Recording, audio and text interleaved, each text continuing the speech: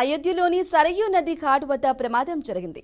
జనగామ జిల్లా కేంద్రానికి చెందిన చిన్నారి నదిలో గల్లంతైంది.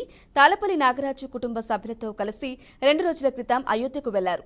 పుణ్య స్నానాల కోసం సోమవారం ఉదయం 8 గంటలకు సరయూ నది లక్ష్మణ్ ఘాట్ కు వెళ్లారు. అయితే భారీ వర్షాల నేపథ్యంలో పైన నుండి ఒక్కసారిగా వరద నీరు రావడంతో 5గురు నదిలో పడిపోయారు. ఈ ప్రమాదంలో 4గురు సురక్షితంగా ఒడ్డుకు చేరుకోగా ఓ బాలిక వరద నీటిలో గల్లంతైంది. అధికారులు గాలింపు చర్యలు చేపట్టారు. విషయం తెలుసుకున్న కేంద్ర సహాయక మంత్రి బండి సంజయ్ బాధిత కుటుంబాన్ని ఫోన్లో పరామర్శించారు.